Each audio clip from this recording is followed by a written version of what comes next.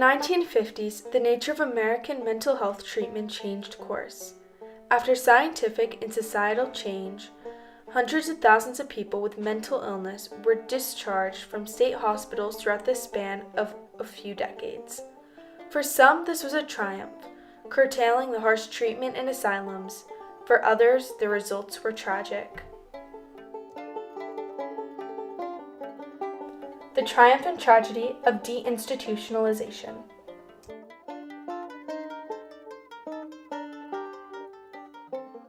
Before the introduction of asylums in America, people with mental illnesses received treatment from their own families. Sometimes they were put into almshouses or small hospitals funded by wealthy people who had family members in the homes. Others found themselves in jail. For example, in 1750, at least 5 known mentally ill people were imprisoned in Williamsburg Public Jail. The first state hospital in the United States opened its doors in 1773. Most others like it, later to come, were small and rare. For example, at that time, Eastern State Hospital in Williamsburg, Virginia, only had 5 patients. The hospitals quickly grew. By the 1860s, the Williamsburg Hospital grew from 5 patients to 238 patients. In the 1800s, Dorothea Dix was one of the major advocates for psychiatric hospitals. While visiting jails and almshouses in many states, she found that many of the convicts with mental illnesses had been abused and neglected. In Massachusetts, she wrote, "I proceed, gentlemen, briefly to call your attention to the present state of insane persons confined within this commonwealth, in cages, stalls, and pens, chained, naked, beaten with rods, and lashed into obedience." Her efforts led to the establishment of 30 hospitals for the treatment of the mentally ill. Thomas Kirkbride, superintendent of the Pennsylvania Hospital, developed the Kirkbride Plan for Moral Asylums, to be built in a secluded area with long wings to give privacy and comfort. Asylum cells were adapted to feel more welcoming instead of prison-like. By the 1870s, virtually all states had 1 or more such asylums. Without much understanding of mental health in the early to mid-1900s, doctors believed their medical procedures would restore a physical balance in the body and brain. There was, however, no scientific basis to their therapies.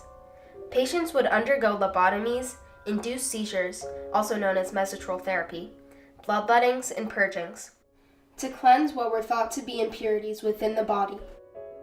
These procedures had little positive effect on patients, but many times could result in memory loss, physical damage, or fatality. Electricity machines were used to shock patients. Drugs were used to exhaust them. And tranquilizing chairs were used to restrain them. Asylum doctors experimented on patients, searching for an effective therapy. And so bed would follow upon bed, crammed into the most extraordinary narrow spaces, day rooms filled with people. And this is the assignment given to the state hospital. You handle the failures. You handle those who we could not cure. By the early 1900s, hospitals were overloaded with people. The more patients in the hospital, the more expensive it was to run. In 1955, the number of patients in public psychiatric hospitals peaked at 560,000. Many hospitals were overcrowded with patients, but were lacking government funding and couldn't give patients the individual attention they needed. In the late 40s, there began a large effort to found small community mental treatment facilities and turn away from the costly state institutions. Chlorpromazine, also known as Thorazine, appeared on the market in 1952. It was the first truly effective antipsychotic medication. It offered hopes of curing even the most severe psychiatric symptoms. The introduction of Thorazine left many people doubting the need of large mental health institutions. As some would argue, why pay for institutions when a drug can fix the mentally ill? Deinstitutionalization has been around more than 50 years, probably closer to 60, and it can be attributed to the need for social change in the way we care and support people with a serious mental illness. And it can be attributed to breakthroughs, or what were considered breakthroughs back in the late 1940s, involving the use of psychotropic medications, specifically chloropromazine to treat people with schizophrenia and related psychotic conditions. And then it was also the financial implications, where state governments were putting their dollars, whether it be in a large institution, state hospital, if you will, or where the money's better spent supporting people in the community where they wanted to live. By the end of the 50s, pressure was mounting against state institutions. Social norms had changed since the 1800s and accepted that people with mental illnesses should not be locked away. In the 60s, when activists marched in the streets, deinstitutionalization took to the courts. Deinstitutionalization found a friend in John F. Kennedy, whose sister was institutionalized. Then, in 1963, John F. Kennedy signed the Community Mental Health Act. Nearly half of the 530,000 persons in our state mental hospitals are in institutions with over 3,000 patients, getting little or no individual treatment. Many of these institutions have less than half of the professional staff required. 45% of them have been hospitalized for 10 years or more. If we launch a broad new health program now, it will be possible within a decade to reduce the number of patients now under custodial care by up to 50%. This act was never properly executed, but its intended purpose was to fund the construction of community-based preventative care and start the shift away from institutions. Deinstitutionalization was now in full swing. The overarching goal of deinstitutionalization was to get people with mental disabilities back into the community, but lack of funding got in the way of this. In 1965, Medicaid was passed, which excluded coverage for people in institutions for mental diseases. This ultimately made people leave these institutions.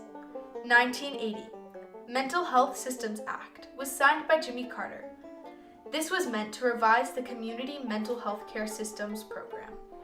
1981, Ronald Reagan's Omnibus Budget Reconciliation Act repeals Carter's community health legislation.